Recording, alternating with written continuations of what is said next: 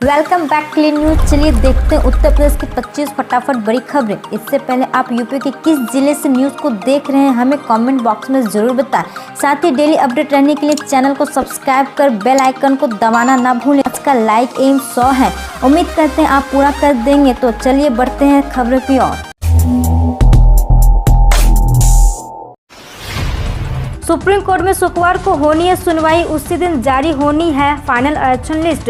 UP panchayat चुनाव में जारी आरक्षण लिस्ट के मामले में सुप्रीम कोर्ट में दाखिल याचिका पर शुक्रवार को सुनवाई होगी। बता दें कि शुक्रवार को ही फाइनल आरक्षण सूची भी जारी होनी है। ऐसे में सुप्रीम कोर्ट में होने वाले इस सुनवाई पर सबकी निगाहें टिकी रहेगी। यूपी में भरे जाएंगे आंगनबाड़ी के 5,300 रिक्त पद, 3 दिन में जारी होगा विज्ञापन। उत्तर प्रदेश सरकार ने आंगनबाड़ी कार्यकर्ताओं और सहायिकाओं की भर्ती के लिए 3 दिनों में जिलेवार विज्ञापन जारी करने के निर्देश दिए। इससे पहले विभागीय वेबसाइट पर जिलेवार रिक्तियों का ब्यौरा ऑनलाइन फीड किया जाएगा। भर्ती के आवेदन पत्र ऑनलाइन भरे जाएंगे। चुनाव आयोग ने जारी किया आदेश, ये लोग ग्राम प्रधान का चुनाव नहीं लड़ सकते। उत्तर प्रदेश में ग्राम पंचायत चुनाव नजदीक है। ऐसे में राज्य निर्वाचन आयोग ने एक बड़ा आदेश जारी किया। निर्वाचन आयोग के मुताबिक सरकारी समितियों के अध्यक्ष और उपाध्यक्ष ग्राम प्रधान का चुनाव नहीं लड़ेंगे। राज्य निर्वाचन आयोग ने इसको लेकर आदेश जारी कर दिया है। राज्यपाल की मंजूरी के बाद कानून बना धर्मांतरण अध्यादेश। यूपी में धर्मांतरण अध्यादेश अब कानून बन गया। राज्यपाल आनंदीबेन पटेल ने मंजूरी मिलने के बाद यूपी में धर्मांतरण कानून लागू हो गया। बिल को विधानसभा और विधान परिषद से पारित करने के बाद राज्यपाल के पास मंजूरी के लिए भेजा गया था। राज्य सरकार ने नए कानून का नोटिफिकेशन भी जारी कर दिया है। विश्वविद्यालय और उच्च शिक्षण संस्थानों में ऑफलाइन क्लासेस पर लगी रोक, 31 मार्च तक बंद रहेंगे संस्थान। उत्तर प्रदेश में कोरोना संक्रमण के मामले बढ़ रहे हैं। बढ़ते मामलों को देखते हुए राज्य में विश्वविद्यालय, डिग्री कॉलेजों और अन्य उच्च शिक्षण संस्थानों में ऑफलाइन क्लासेस पर रोक लगा दी गई है। प्रवासी श्रमिकों को उनके घर के पास मिलेगा कारोबार का मौका, जानिए क्या है योजना। उत्तर प्रदेश के लोगों को रोजगार और व्यवसाय के लिए दूसरे राज्यों की ओर नहीं देखना होगा। कोरोना और लॉकडाउन के दौरान 17 लाख से अधिक प्रवासी कामगारों और रोजगार उपलब्ध करा चुकी योगी सरकार अब उन्हें अपने शहर और गाँव में ही रोजगार और स्वरोजगार के बड़े अवसर उपलब्ध कराने जा रही है। इसके लिए राज्य सरकार ने प्रदेश में मुख्यमंत्री प्रवासी रोजगार योजना लागू की है। योजना के तहत प्रवासी कामगार केवल 5% अंश दान कर अपने खुद का काम शुरू कर सकेंगे। योजना के तहत प्रवासी कामगार 50 लाख रुपए तक की इकाई लगा सकेंगे। परियोजना की लागत का 70% हिस्सा बैंकों से लोन लिया जा सकेगा, जबकि 25% हिस्सा राज्य सरकार अनुदान के रूप में वहन करेगी। बरेली की सभी ग्राम पंचायतों में युवा सम्मेलन करके भाजपा बता रही सरकार की रोजगार परक योजनाओं के बारे में। ग्राम पंचायतों में भारतीय जनता पार्टी के युवा सम्मेलन आयोजित हुए। इसमें प्रदेश सरकार की रोजगार परक योजनाओं के बारे में युवाओं को बताया गया। जिला अध्यक्ष पवन शर्मा ने कहा कि यूपी मिशन रोजगार योजना के तहत स्वरोजगार, कौशल प्रशिक्षण और अप्रेंटिसशिप के जरिए युवाओं को रोजगार मुहैया कराया जा रहा है। केंद्र सरकार राष्ट्रीय भाषा जानने वाले कर्मियों को देगी 10,000 रुपये तक का इनाम, बस करना होगा ये काम। केंद्र सरकार के विभिन्न मंत्रालयों और विभागों में हिंदी समझने वाले कर्मियों का संकट है। कई विभागों की स्थिति ऐसी है कि वहां हिंदी में पारंगत कर्मचारी नहीं मिल पा रहे हैं। नतीजा, योजनाओं की रिपोर्ट तैयार करने में अनावश्यक विलम्ब हो रहा है। हिंदी सीखने के प्रति कर्मियों को प्रोत्साहित करने के लिए केंद्र सरकार ने मौजूदा वित्त वर्ष से नगद पुरस्कार देने की घोषणा की है। 2025 से पहले टीबी मुक्त होगा यूपी। सीएम योगी ने एक रोगी की जिम्मेदारी लेने की अपील की। विश्व क्षय रोग दिवस पर कमलापुर के विद्या ज्ञान स्कूल में आयोजित कार्यक्रम का शुभारंभ करने पहुंचे मुख्यमंत्री योगी आदित्यनाथ ने कहा कि उत्तर प्रदेश 2025 से पहले टीबी मुक्त हो जाएगा।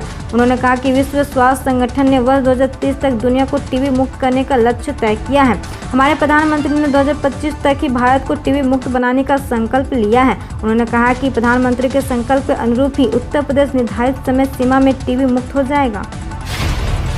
कर्मचारी भविष्य निधि में अब 5 लाख रुपए तक के कर्मचारी योगदान पर मिलने वाला ब्याज होगा कर मुक्त। सरकार ने भविष्य निधि पर ब्याज कर मुक्त करने के संबंध में कर्मचारी के अधिकतम वार्षिक योगदान की सीमा को 2.5 लाख से बढ़ाकर 5 लाख रुपए कर दिया।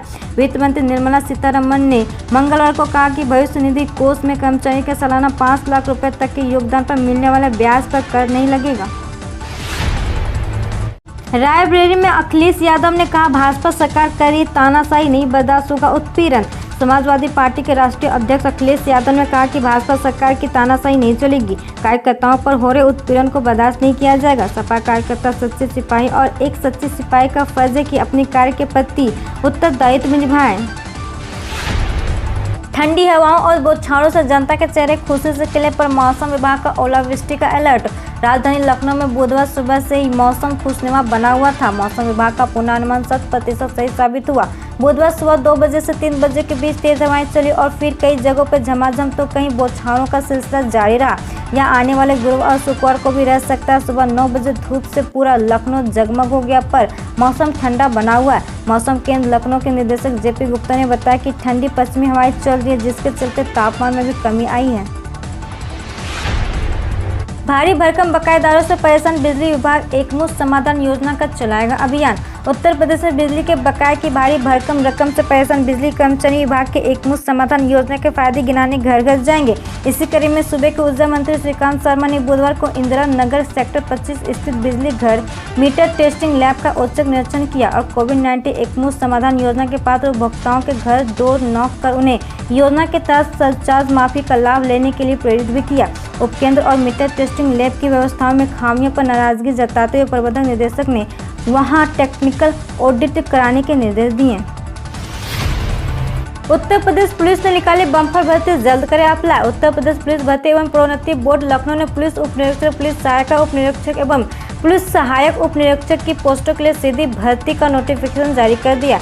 यूपी पुलिस की ओर से अपनी वेबसाइट uppbpb.government.in पर 23/3/2021 मंगलवार को जारी किए गए भर्ती नोटिफिकेशन के तहत कुल 1329 पदों पर योग्य कैंडिडेट्स का सिलेक्शन होगा। यूपी पुलिस में SI या ASI बनने की इच्छुक कैंडिडेट 1 मई 2021 से यूपी पुलिस की वेबसाइट पर जाकर ऑनलाइन अप्लाई कर सकते हैं। इस पोस्टों के लिए महिला एवं पुरुष दोनों कैंडिडेट अप्लाई कर सकते हैं। असंगठित क्षेत्र के श्रमिकों के हित में कई योजनाएं लाभ लेने के लिए कराएं पंजीकरण। उत्तर प्रदेश भवन एवं अन्य कर्मकार कल्याण बोर्ड के द्वारा असंगठित क्षेत्र के मजदूरों के लिए तमाम कल्याणकारी योजनाएं चलाई जा रही है, जिनसे ऐसे श्रमिक वंचित रह जाते हैं जिनका रजिस्ट्रेशन नहीं होता। इन संबंध में जनपद के सभी विकास खंडों में कार्यक्रम का आयोजन किया जा रहा है, जिसमें असंगठित क्षेत्र के श्रमिकों को रजिस्ट्रेशन के लिए जागरूक किया जा रहा है। कल हुए कार्यक्रम में 126 पंजीकृत श्रमिकों को लाभान्वित किया गया, वहीं 21 पुत्रियों को साइकिल प्रदान की गई। चुनावी खर्च की जानकारी न देने पर जब्त होगी जमानत, सहकारी समितियों के अध्यक्ष उपाध्यक्ष नहीं लड़ेंगे चुनाव। राज्य निर्वाचन आयोग ने पिछले चुनाव जितनी ही खर्च सीमा तय की है, साथ ही नामांकन और जमानत की राशि में भी कोई बढ़ोतरी नहीं की गई है। ग्राम पंचायत सदस्य के लिए खर्च की सीमा 10,000 रुपये, प्रधान और क्षेत्र पंचायत सदस्य के लिए 75,000 रुपये, जिला पंचायत सदस्य के लिए 1.50 लाख, ब्लॉक के लिए 2 लाख, जबकि जिला पंचायत अध्यक्ष के लिए 4 लाख रुपए तक का खर्च का सीमा रहेगी। वहीं प्रत्याशियों के खर्च पर नजर रखने के लिए आयोग ने जिला निर्वाचन अधिकारियों को निर्देश दिए हैं। तय सीमा से अधिक खर्च पर जमानत जब्त करने के निर्देश दिए गए हैं। 1 अप्रैल से आगरा लखनऊ एक्सप्रेसवे का सफर होगा महंगा, बढ़ेगा टोल टैक्स। 1 अप्रैल से आगरा लखनऊ एक्सप्रेसवे पर सफर करने वाले वाहन चालकों को ज्यादा जेब ढीली करनी होगी।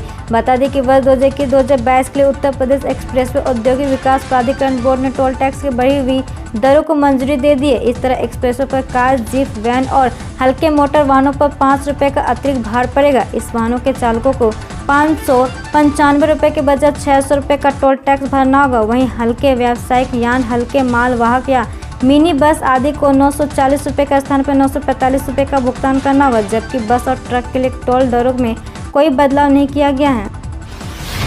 किसानों के लिए खुशखबरी, सरकार करी खाद पर 5,000 रुपये सब्सिडी देने की तैयारी।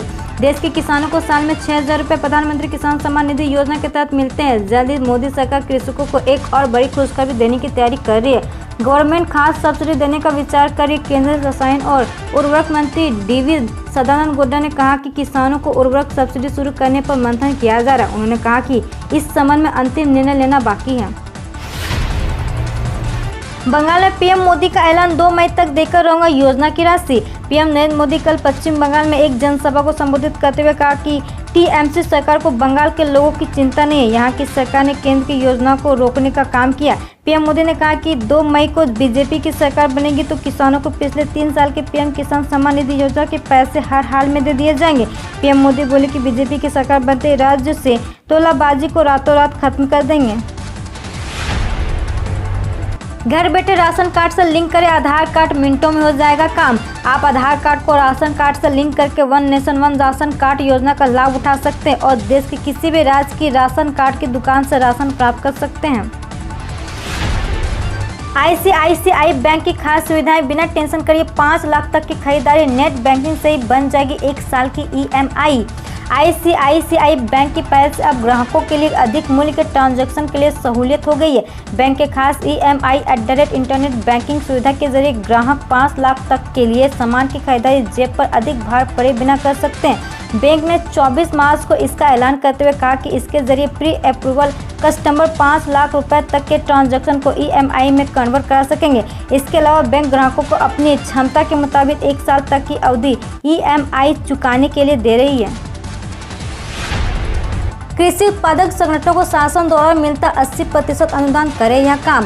शासन द्वारा कृषि उत्पादक संगठनों को 80% के अनुदान पर फार्म मशीनरी, बैंक भंडारण, बीज विधायन संयंत्र, बीज उर्वरक की लाइसेंस देती। अपर मुख्य सचिव कृषि देवेश चतुर्वेदी ने कृषि विज्ञान केंद्र द्वारा का निरीक्षण के दौरान यह जानकारी दी। उन्होंने कहा कि उद्यान पशुपालन, कृषि यंत्रीकरण, एकीकृत कृषि प्रणाली के अंतर्गत कृषि विज्ञान केंद्र धोरा पर मॉडल कार्य कराए जाएंगे। वेस्टर्न रेलवे ने दी सौगात, होली के लिए 4 नए स्पेशल ट्रेनों का ऐलान, जाने कैसे करें टिकट बुक। होली के लिए 4 नए स्पेशल ट्रेनों का ऐलान, जिसमें बुकिंग 23 मार्च से शुरू भी हो गई है। इन ट्रेनों की डिटेल्स उसने अपने ट्विटर हैंडल पर शेयर भी किया है। ये सभी ट्रेनें सिर्फ होली के लिए ही चलाई गई है, जिसके टिकट आप IRCTC की वेबसाइट पर बुक कर सकते। आपको बता दें कि इन ट्रेनों का किराया थोड़ा सा ज़्यादा है। सिर्फ 2 दिन में निपटा ले बैंक के काम, नहीं तो करना पड़ेगा लंबा इंतजार। वित्त वर्ष 2021 खत्म होने की तरफ है। अगर आपका बैंक से जुड़ा कोई जरूरी काम है तो इस सप्ताह शुक्रवार तक अवश्य निपटा ले, क्योंकि आगे 27 मार्च से लेकर अगले महीने 4 अप्रैल तक सिर्फ 2 दिन बैंक खुलेंगे। ऐसे में आपको अपने बैंक से जुड़े कामों छुट्टियों के हिसाब से ही मैनेज करना होगा। गाजियाबाद में रक्षा मंत्री राजनाथ सिंह बोले, देश में 64% आतंकवादी घटनाओं में आई कमी। देश के रक्षा मंत्री राजनाथ सिंह ने बुधवार को गाजियाबाद में शहीद मेजर मोहित शर्मा की प्रतिमा का अनावरण किया। मेजर मोहित को मरणोपरांत अशोक चक्र पुरस्कार से सम्मानित किया गया था। वे उत्तरी कश्मीर में मुठभेड़ के दौरान साल 2019 में शहीद हुए थे। हम रोज ऐसे ही न्यूज लाते रहेंगे, तो यदि आपने अभी तक क्लीन न्यूज को सब्सक्राइब नहीं किया है तो पहले फटाफट सब्सक्राइब कर लें, साथ ही बेल आइकन को दबा दें ताकि कोई अपडेट मिस ना हो।